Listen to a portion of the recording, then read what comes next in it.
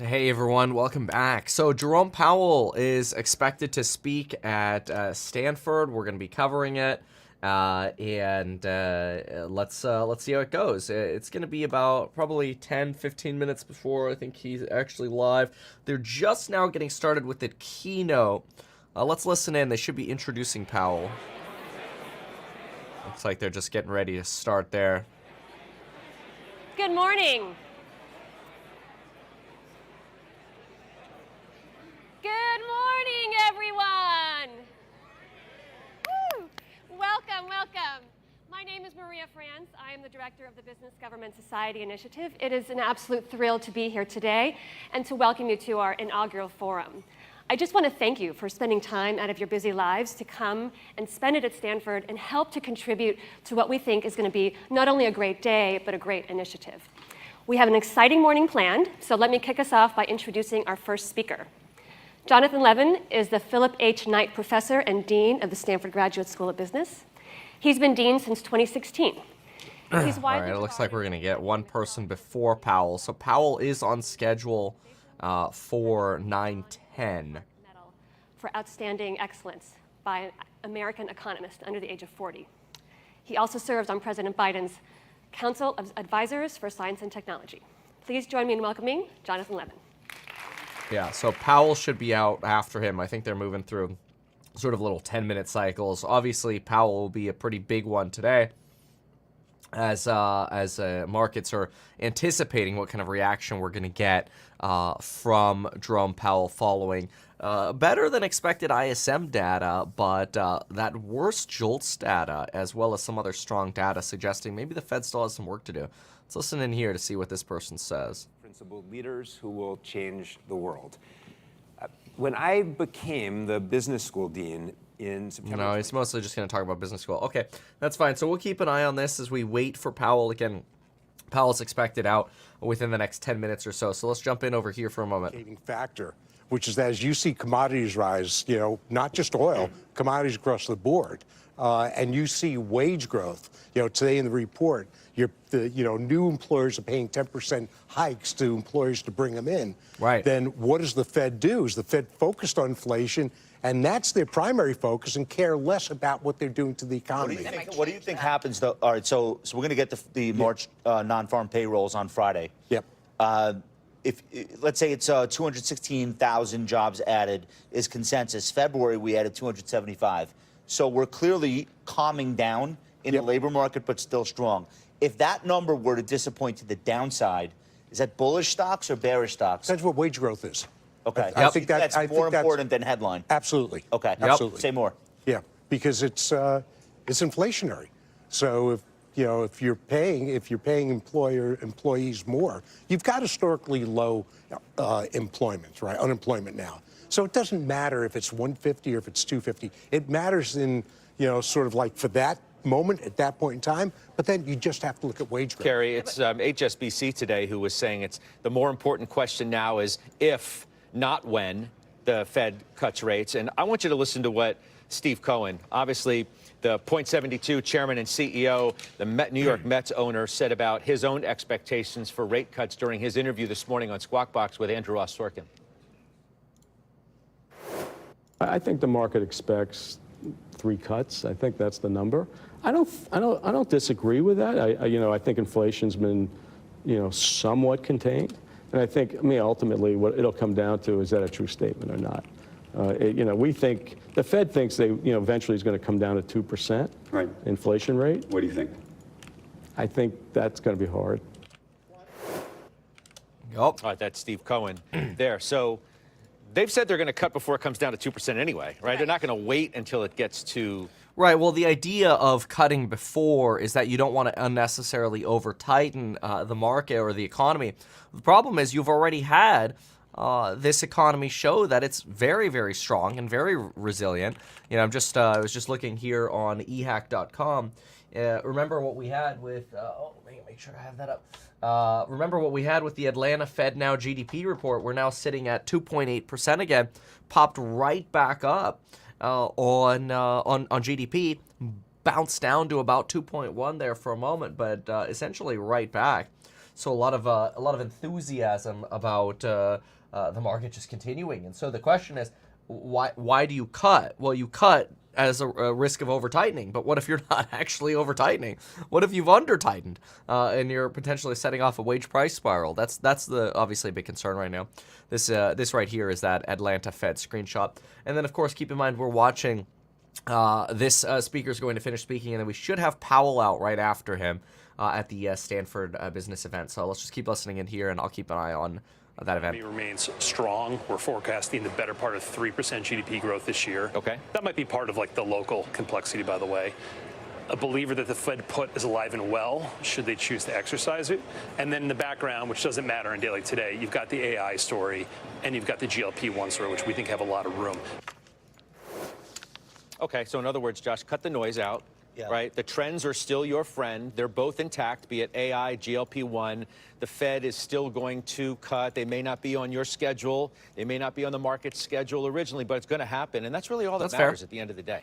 Yeah, and I also think we're in the first week of April. We're already looking at an above average annual return. If we were to get nothing from here, it's still a pretty good year. But I think we're getting more because the earnings story in the second half, we might have to see estimates come down. They have been coming down since January. This is how it works every year, that seasonality. But once those estimates are done coming down and we start the beat and raise game again, which we're very good at playing, where we celebrate a company for putting out guidance, then they slightly beat, we celebrate some more, guidance comes down, then they beat that too. So that's the game that you're going to see in the second half of this year. And markets tend to react favorably, even though everyone is in on the joke. You have that as one leg of the stool. The second leg of the stool, even if you get one rate cut, the fact that a rate cut cycle is starting, good enough. The third leg of the stool, and I would argue this is probably the most important, you're seeing this labor market cool off to the point where employers can breathe, but you're not seeing it cool off so much so that this unbelievable consumer spending story has to go away. This could be with us for the end of the year. So those are the three biggest things to me. Yeah, the rate cut cycle starting. Yep. That sort of trumps everything else in the minds of many. Quickly to you. Yeah, and I'd say if you listen to the rest of Steve's interview, and I used to work for Steve, and he's one of the best, clearly. AI. It looks like they just posted the speech. So they posted the speech, and then obviously there's a Q&A after. Fed has time to let incoming data guide its policy decision. We're going to go meeting to meeting. Too soon to say whether recent inflation readings are more than just a bump. To do so, the Fed needs greater confidence inflation is moving sustainably to its 2% goal. Risks continue to move excuse me, into better balance. We've heard this all before. Outlook still quite uncertain. Risks on both sides. Economy still one of solid growth, but a strong but rebalancing labor market. Inflation moving to 2% on a bumpy path. To keep the public's trust, the Fed must avoid mission creep. I'm not sure what they mean by that. Oh, that would be like adding responsibilities like climate change or whatever. Okay, we could listen to Leisman here kind of give a similar summary. Is not yet done. Then he talks about the recent economic reports on jobs and inflation. They have come in, he says, higher than had been expected. No, here he is. Dean Levin, it's great to be here today. Thanks to everyone for coming out. It's a pleasure to be here.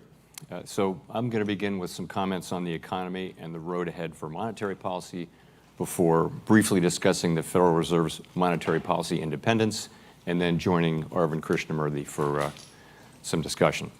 So over the past year, inflation has come down significantly, but it's still running above the FOMC's 2% goal. In February, headline inflation was 2.5% over the past 12 months based on PCE index. A year ago, it was 5.2. Core inflation, which excludes the volatile food and energy components, stood at 2.8% in February. A year ago, it was 4.8%. So this is very welcome progress, but as you can see, the job of sustainably restoring 2% inflation is not yet done. Tight monetary policy continues to weigh on demand, particularly in interest-sensitive spending categories. Nonetheless, growth in economic activity and employment was strong in 2023, as real GDP expanded by more than 3%, and 3 million jobs were created, even as inflation fell substantially. This combination of outcomes reflects significant improvements in supply that offset to some extent the effects on demand of tighter financial conditions. The healing of global supply chains helped address pent-up demand for goods, particularly in sectors that had faced considerable shortages, such as autos. In addition, labor supply increased significantly thanks to rising participation among 25 to 54-year-olds, workers in their prime working years, as well as a strong pace of immigration. Recent readings on both job gains and inflation have come in higher than expected. The economy added in an average of 265,000 jobs per month in the 3 years through February, a faster pace than we have seen since last June. And the higher inflation data over January and February were above the low readings in the second half of last year. But these recent data do not, however, materially change the overall picture, which continues to be one of solid growth, a strong but rebalancing labor market, and inflation moving down toward 2% on a sometimes bumpy path. Labor market rebalancing is evident in many parts of the data, including quits, job openings, surveys of employers and workers, and the continued gradual decline in wage growth. On inflation, it is too soon to say whether the recent readings represent more than just a bump. We do not expect that it will be appropriate to lower our policy rate until we have greater confidence that inflation is moving sustainably down toward 2%. Given the strength of the economy and progress on inflation so far, we have time to let the incoming data guide our decisions on policy. We've held our policy rate at its current level since last July, as shown in the individual projections that the FOMC released just 2 weeks ago. My colleagues and I continue to believe that the policy rate is likely at its peak for this tightening cycle. If the economy evolves broadly as we expect, most FOMC participants see it as likely to be appropriate to begin lowering the policy rate at some point this year. Of course, that outlook is still quite uncertain, and we face risks on both sides. Reducing rates too soon or too much could result in a reversal of the progress we've seen on inflation and ultimately require even tighter policy to get inflation back to 2%. But easing policy too late or too little could unduly weaken economic activity and employment. As progress on inflation continues and labor market tightness eases, these risks continue to move into better balance. As conditions evolve, monetary policy is well positioned to confront either of these risks. We are making decisions meeting by meeting, and we'll do everything we can to achieve our maximum employment and price stability goals. And that brings me to my second topic. The Fed has been assigned 2 goals for monetary policy: maximum employment and stable prices. Our success in delivering on these goals matters a great deal to all Americans.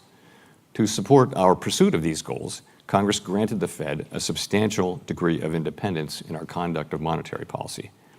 Fed policymakers serve long terms that are not synchronized with election cycles.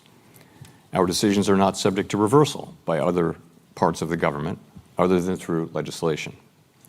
This independence both enables and requires us to make our policy decisions without consideration of short-term political matters. Such independence for a federal agency is and should be rare. In the case of the Fed, independence is essential to our ability to serve the public. The record shows that independent central banks deliver better economic outcomes. We recognize that we need to continually earn this grant of independence, and we do so by carrying out our work with technical competence and objectivity in a transparent and accountable manner, and by sticking to our knitting. By technical competence, I mean that the Fed policymakers use the most up-to-date information and research to deepen our understanding of the ever-evolving economy and to reliably deliver on our assigned goals. We're supported by a highly capable staff.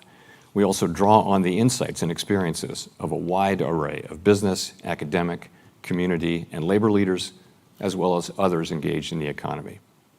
And by objective, I mean that our analysis is free from any personal or political bias in service to the public. We will not always get it right. No one does. But our decisions will always reflect our painstaking assessment of what is best for our economy in the medium and longer term, and nothing else. Transparency and accountability are fundamental for any government agency in a democracy, but are especially important for one granted policy independence. The Fed has a special obligation to explain ourselves clearly, to describe what we're doing and why we're doing it. We're always striving to improve this communication, and it is a job that is never complete. But we've come a long way. Before 1994, the FOMC did not even announce monetary policy decisions. Today, we announce those decisions, and we explain the thinking behind them in our post-meeting statement and press conference. We publish detailed minutes of our deliberations and a quarterly summary of economic and policy projections of each FOMC participant. We publish a monetary policy report twice a year, and the chair appears before Congress to present that report and to answer any and all questions that are on the minds of our oversight committee members. In 2020, we completed a year-long public review of our monetary policy framework, and late this year, we will begin just such another review. My colleagues and I explain our views on the economic outlook and monetary policy in speeches like this one and in visits to communities around the country as part of an extensive outreach in which we seek input from individuals and groups throughout society. Transparency is an affirmative and proactive commitment to the public. Lastly, to maintain the public's trust, we also need to avoid mission creep. Our nation faces many challenges, some of which directly or indirectly involve the economy. He almost said midget creep. Oh, no. To take a position on issues that are arguably relevant to the economy, but are not within our mandate, such as, for example, particular tax and spending policies, immigration policy, and trade policy. Climate change is another current example. Policies to address climate change are the business of elected officials and those agencies that they have charged with this responsibility. The Fed has received no such charge. We do, however, have a narrow role that relates to our responsibilities as a bank supervisor. The public will expect that the institutions that we regulate and supervise will understand and be able to manage the material risks that they face, which over time are likely to include climate-related financial risks. We will remain alert to the risk that there will be pressure to expand that role over time, but we are not, nor do we seek to be, climate policymakers. In short, doing our job well requires that we respect the limits of our mandate. Thank you. I'll stop there and look forward to our discussion. Thanks. Discussion time. Yeah, go take your seat. Here we go. Just close the fucking door. Close the door.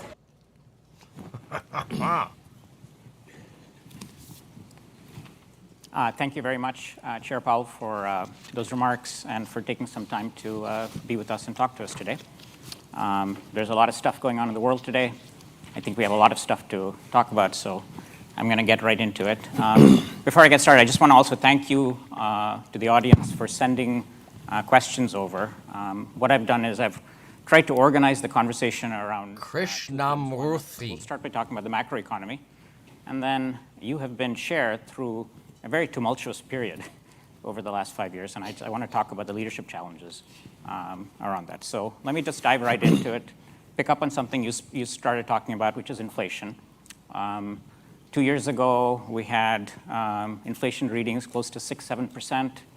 We've come down to 3%. Last Friday, the PCE inflation index, the personal consumption expenditure inflation index, which is something the Fed often speaks about, came in at 2.8%. We've had a conversation about this. There's so many factors that have been play in the economy over the last couple of years. I wonder if you can just spend some time talking to us about what you think are the key factors that have brought inflation down over the last 2 years. Supply. Sure. So I think I'll start with where we think the inflation came from. So what is actually different this time, at the risk of making that statement, he said different. is that this inflation wasn't strictly just a question of demand overheating and the Fed coming in and having to suppress demand. That's been the more typical pattern, perhaps on the back of a shock such as oil price shock and that kind of thing. This episode actually also involved, as everyone will recall, the collapse of the supply side in a lot of ways. So supply chains stopped working. There were shortages of critical things like semiconductors, which turned out you couldn't make cars. I think many of us might not have realized how many semiconductors go into a car. In addition, there was a major labor force shock. So we lost several million people out of the labor market. So we had a very severe labor shortage. So it was a supply side issue, as well as overheated demand from the closing and then reopening of the economy at a time when rates were low and fiscal policy was very supportive of demand. So we had both of those things. And therefore, if those were the causes, what we needed to see was both the unwinding of the pandemic-related distortions to both the supply and demand in the economy, and also the effects of tight monetary policy. So today, what we think we're seeing as inflation has come down sharply over the last year is those two factors working together. And they do work together. We think that tight monetary policy weighing on demand actually gives the supply side a better chance to recover. And 2023, of course, was a year, as I mentioned, of very significant supply side recovery and expansion. And what are the factors that you're keeping an eye on, say, over the next few years, maybe the next year or two, that might play out in the inflation picture? I should also mention inflation expectations, which in our framework and in the thinking of most monetary economists, people think that having the public expect inflation to return to 2% despite it moving up, that's a very important factor in bringing inflation back down. In a sense, if people believe it, that price setters and wage setters in the economy, if they believe that inflation will be 2%, then that'll actually happen. So as we look ahead, though, one question is how much more juice is there to come out of the supply side recovery? We got a very large increase in population last year, which may have helped with inflation. It certainly helped with output, and it increased the potential output. At the same time, the economy is growing 3.1% last year. Around that, we also had inflation coming down sharply. So there may be more supply side gains to be had. Surveys of businesses still show difficulties in hiring people, difficulties in getting the inputs that they need for their businesses. So there's some more benefit there. We also think that monetary policy is tight. It's weighing on interest-sensitive spending in the economy. So, for example, durable goods, surveys of consumers will say that it's a tough time to buy durable goods because rates are high. Cars, washing machines, furniture. Because you can look at demand in the labor market as well as supply, but you see demand reflected in lower job openings, a very small increase in unemployment, in wages moving back down toward more sustainable levels. So we think those two forces that I mentioned will be the ones we'll be looking for. And the thing we'll be looking at, of course, is the incoming data on inflation as those affect the outlook.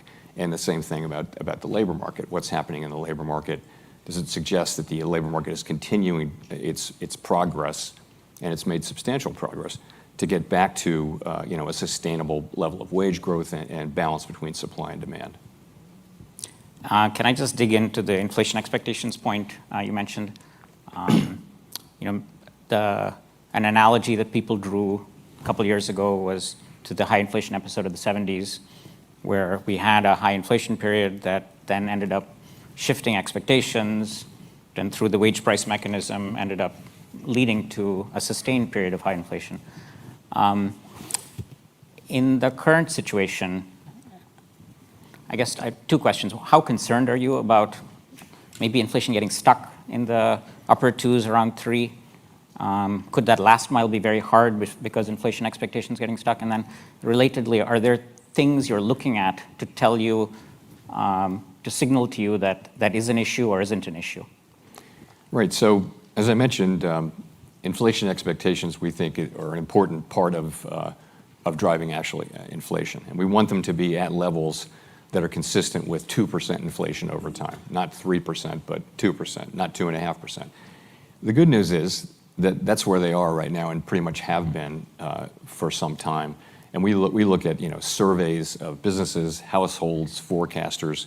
We look at other kinds of measures of inflation expectations, model-based and things like that. We also look at market-based. The market is always buying and selling inflation protection, and you can get from that expectation of or assessment of what markets expect. And all of those are pretty consistently saying that the public does believe, and it's a good thing because it's true, that inflation will go back down to 2%.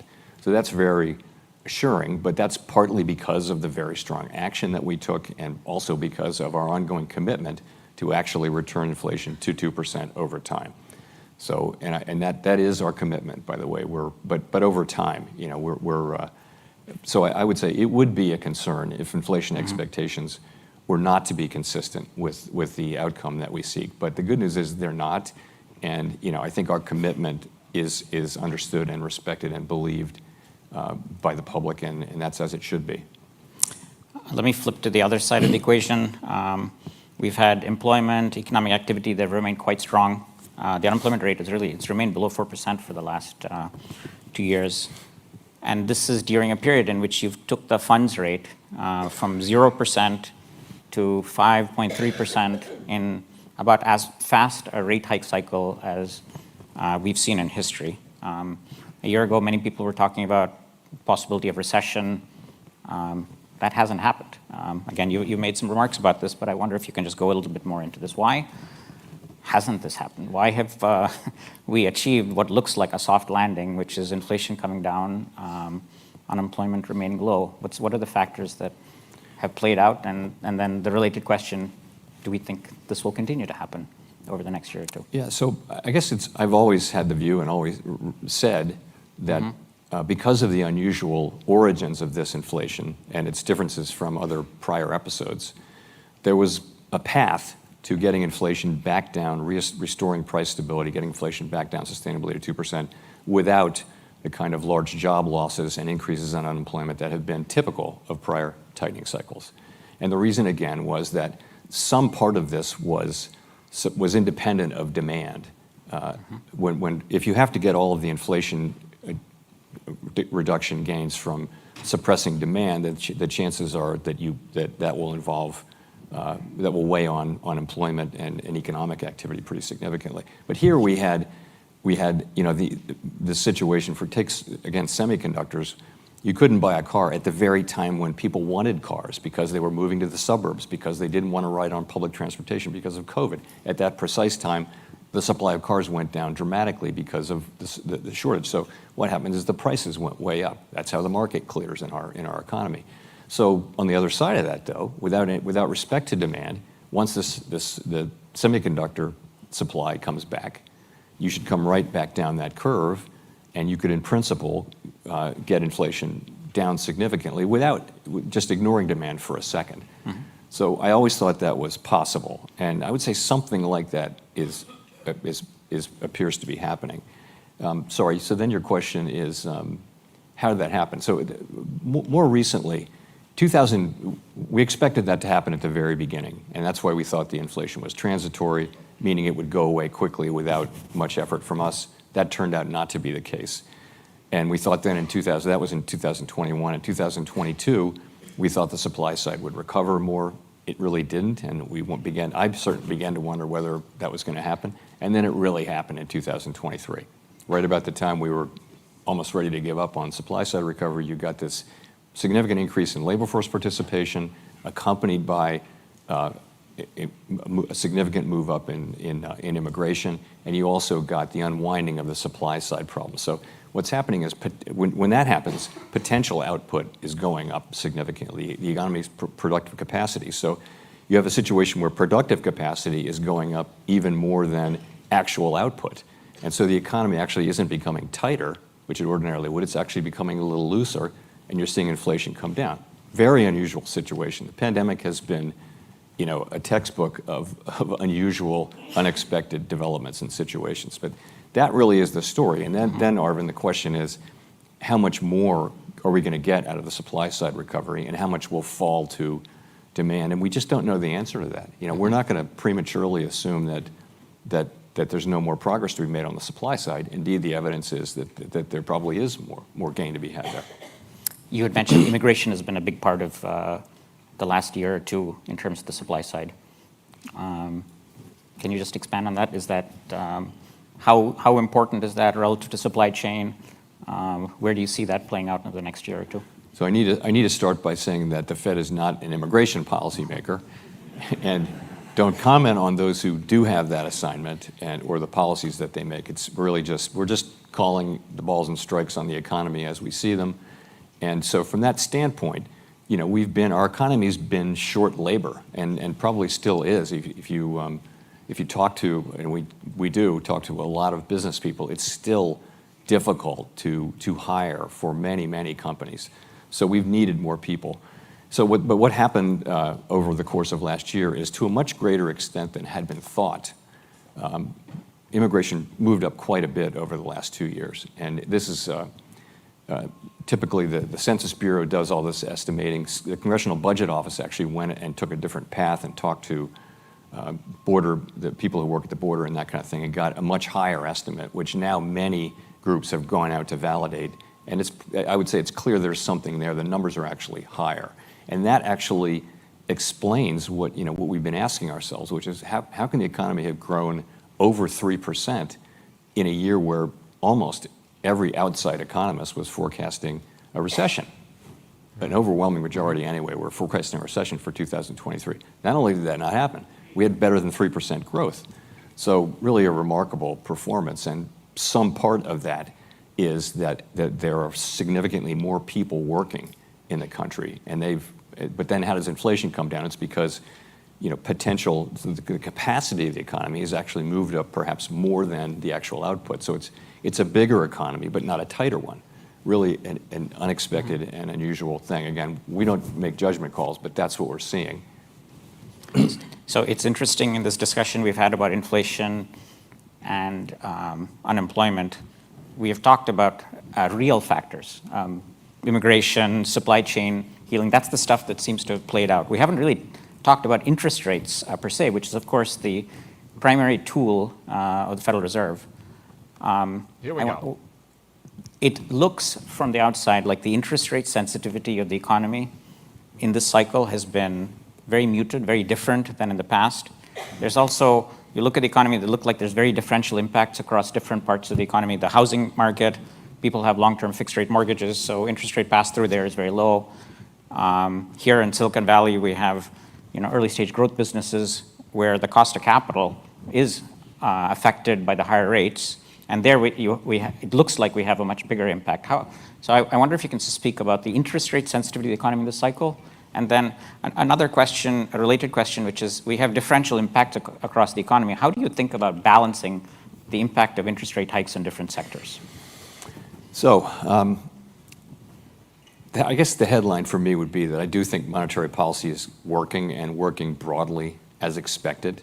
I think you can point to sectors of the economy, and you mentioned a couple. So if you're a household that has a low interest mortgage, you're not feeling the effect of higher mortgage rates. And many companies as well took the opportunity to term out their debt before rates went up. So you have a lot of companies that have longer term fixed rate debt at pretty low rates, and they're not as affected by it. That's all true. At the same time, again, if you look at interest-sensitive spending, either in housing or durable goods, you're seeing very significant effects there. And I do think you see the economy rebalancing. So I think it's not right and maybe too soon to conclude that there's some significant disconnect there in terms of monetary policy transmission. But it still leaves the question of how the economy can have grown over 3% during a year in which the federal funds rate is at a quarter-century high. Why wouldn't growth have been lower? And to me, the answer to that is the supply side recovery. I think that's what people need to understand, is that you have this force from outside. It's not just interest rates and demand. You've got a supply side recovery that is creating new demand and new supply. And that's why you get a number like 3.1% at the same time inflation is coming down. One of the reasons why. So I think that's really the story. It's not that the policy isn't restrictive, and it's not that the economy is not responsive to rates. It's that we've had this outside force that is temporarily affecting that. So if I benchmark Fed policy right now, we have rates at 5.3%. Inflation is running a little bit under 3%. That's like a 2.5% real interest rate. That's really the real cost of borrowing. Compare this to pre-pandemic. We had real rates of close to 0, maybe 0.5%, sometimes negative. So we've gone from a very low rate environment to a very high rate environment. Policy looks tight right now. Another benchmark, I don't know if my colleague John Taylor is here, but the Taylor rule is a typical benchmark we use for thinking about a central bank policy. And by the Taylor rule, policy rates right now should be around 4. So policy does look quite restrictive right now. And I think in talking about where policy is right now, you've said that the risks are balanced. why continue to have tight policy in an environment in which the risks are balanced? So we do think that policy is restrictive. We think it's doing its job. I would go back to what I said in my remarks to start, which is we think the risks are two-sided. So there's a risk of if you cut too soon, the risk is that the progress on inflation will stop, or that even it will reverse. And we've seen that in some historical, particularly in the 70s. We don't think that's what's happening here at all, but that's a risk that we have to manage. The other risk is that we wait too long or move too slowly. Once we do move, and in that case, you have weakening in the labor market and economic output. So we're trying to steer between those two risks. Obviously, we're trying to be in the middle and get the timing right. It's very challenging. There is no risk-free path, but and I think we're in a position to address the economy moving in either of those directions. So the risk, though, of moving too soon really is that the economy, really does, the inflation does move up, and then it really would be quite disruptive if we were to have to then come back in. We will do what we have to do to get inflation down to 2%, but again, it's about balancing those risks. It's never the case that you can confidently look at the baseline and say, this is what we're going to do. It's always about having a baseline understanding, but then knowing what the risks are and having the committee be in a position to be able to address those should they materialize. And I think we're very much in that position now. Maybe I can just follow up on that. So I'm going to ask a question about, is there a signal or a data point that you're paying particular attention to over the next year? And I'm going to ask it this way. So if you had a crystal ball that you knew could perfectly answer one question about the next 12 months, what question would you ask it? What's the thing you really want to know? Level of Sorry, inflation. there's no one thing. It really is. We have a dual mandate. You're asking me to be single-minded about the dual mandate. No, just a kind of a data point that you think will guide you. I guess you need both. Can't do that. You need both, jobs and inflation. I would say this. In our framework, the two goals, price stability and maximum employment, are equal under the law. But our framework literally says that if you're very far from achieving one of the goals and the other one is pretty much at goal or even better than goal, then you focus on the one that's far from goal. This is obvious, right? So, and that's what we did after inflation came up in March of 21, and then we really had a very tight focus. And you heard us talking about getting inflation under control. But as inflation has come down, the two things are moving back into balance. And we're not a single mandate bank. The key thing I'll end with, though, is price stability it gives us the ability to achieve both goals. If we don't have price stability, then we're not going to have these long periods of tight labor markets, which benefit everyone. What we saw in the 10-year, 8-month expansion that ended with the pandemic was, for the last 2 or 3 years, the people at the lower end of the income spectrum were getting the largest wage increases. And you saw the gaps between black and white unemployment go to historic lows. So a tight labor market over a long period of time does enormous social good. And that's what we all want to do, is we want to get back to that. For that, you need price stability. But so the two of them actually are quite complementary. I'm going to shift from just talking about the near term to thinking about the longer term for the U.S. economy. We've had a pretty big shift in growth expectations for long-run growth. This comes out from the Fed's own projections as well as from economic forecasters' projections. For 15 years ago, long-term growth forecasts were 2.8%, 3%. Pre-pandemic, they've been below 2. That's kind of where they've been for long-term growth forecasts. That's where your own forecasts have been. Why do you think that is? Why long-term growth at 2%? We're sitting in Silicon Valley. AI is all the buzz here. We've had high growth over the last few years. Is 2 a reasonable number? Is it possible we could go back to the 2.83% that we had in the early 2000s? So let me start by saying that sort of every bit of the economy is difficult to forecast. There isn't one that's more difficult to forecast than productivity, for example, which is one of the key elements of longer-term growth. So it's very, very, very uncertain. I mean, basically, what longer-term growth is a function of growth in hours worked and of output per hour. And hours worked is really a function of demographics and more than anything else. And productivity, output per hour, is highly unpredictable. So I think people lowered their longer run growth expectations to around, I guess, 1.8% is the median, something below 2%. That's given what had been our very low population growth and expectations that productivity might be 1.5%, 1.5% kind of thing, productivity growth in output per hour. That's a pretty good place to be.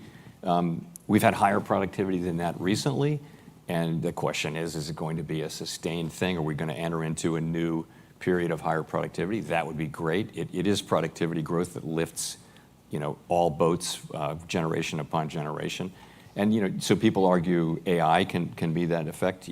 Some people are arguing that there were a lot of business starts at the beginning of the pandemic and during the pandemic, as Americans went out and started businesses at that time, and also that you've seen a lot of change in the labor force. So people moving, quitting, going to better jobs that might be better suited to their skills. But all of those things, they could become a longer run productivity increase or not. Those might just be the things that we need to get 1.5% productivity.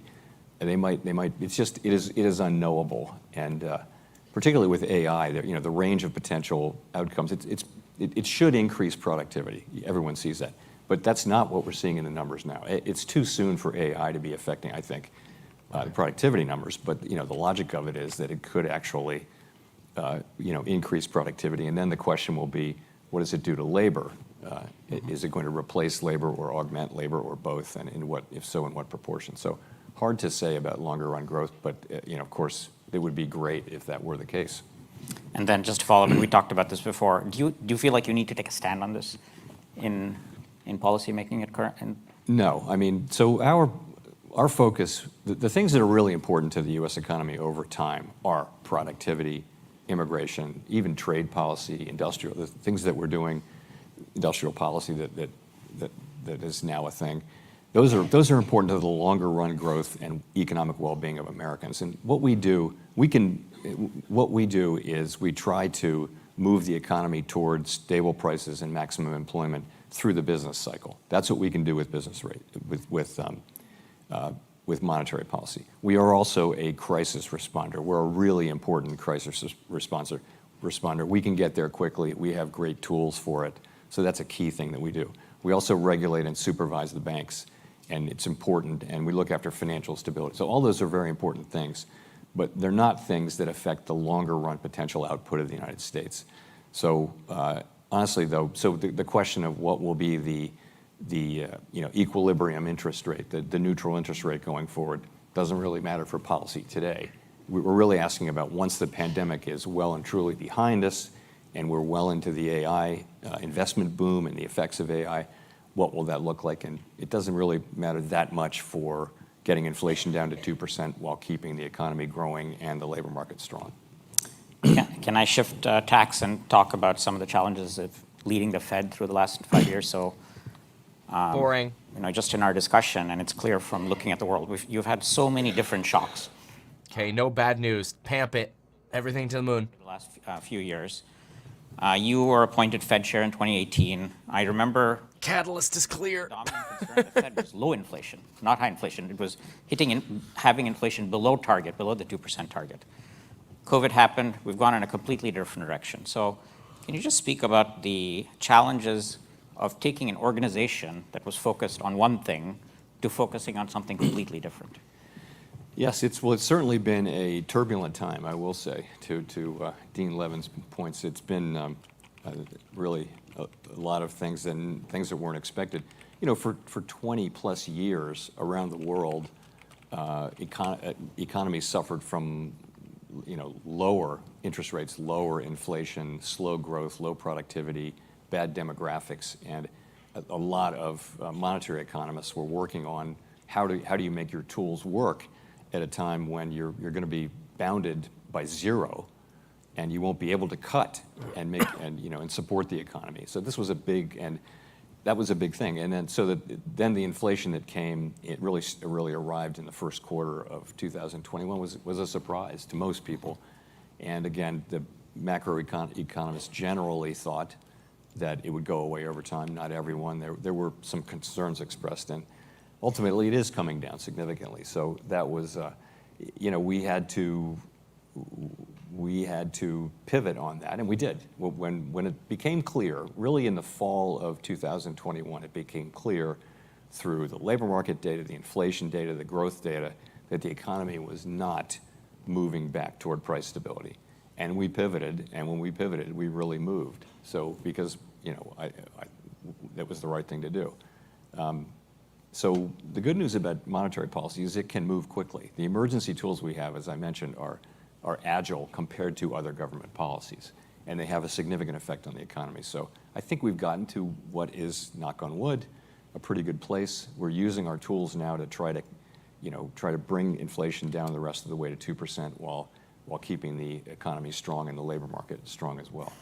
I mean, the other side of this tumultuous period that we've been through is the external pressure from the Fed, from outside over where to set interest rates. And you have faced this pressure over the last 6 years, including from the former president. So how do you navigate the decision-making of the Fed in the larger scheme of pressures coming in from the outside? So the thing is, internally we have peace of mind on this because everybody who works at the Fed knows that we're going to do what we're going to do, and we're going to do it for economic reasons, and that's it, as I mentioned in my remarks. And I mean, I think you can go back and look, anybody can read the verbatim transcripts of the things that we discuss during. It doesn't matter what the election calendar is saying. Whatever's happening in the economy, those are the decisions. We make decisions based on the analysis that I described in my remarks.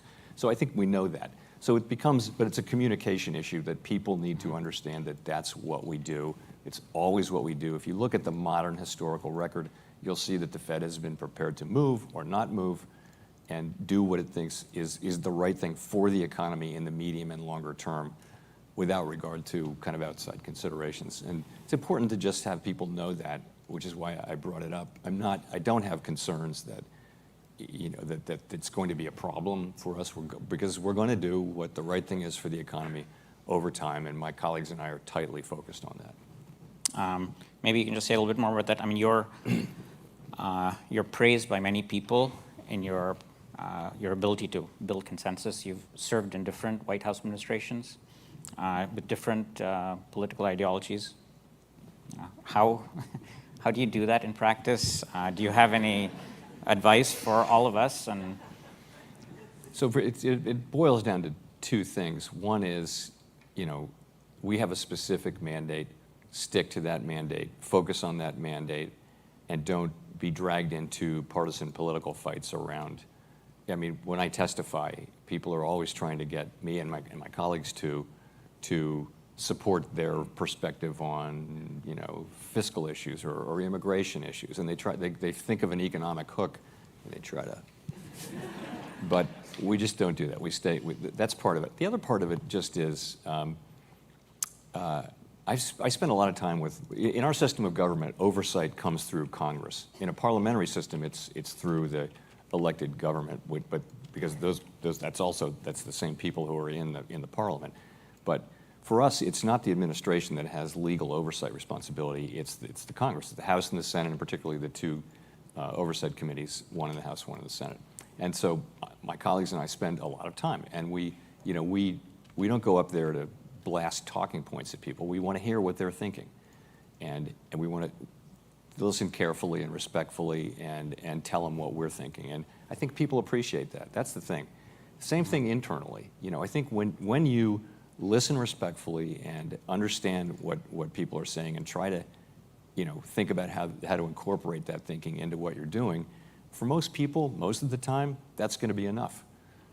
And so they can go along with things that they don't 100% support, but they feel like they were heard, or they're not going to maybe criticize quite as harshly as they would, because they realize that you're doing this in good faith to the absolute best of your ability and based on the actual facts and what we know about the ever-evolving economy. And can I just ask about how your own background has helped in this process? So you are a person who has shifted between the public and the private sector over the course of your career.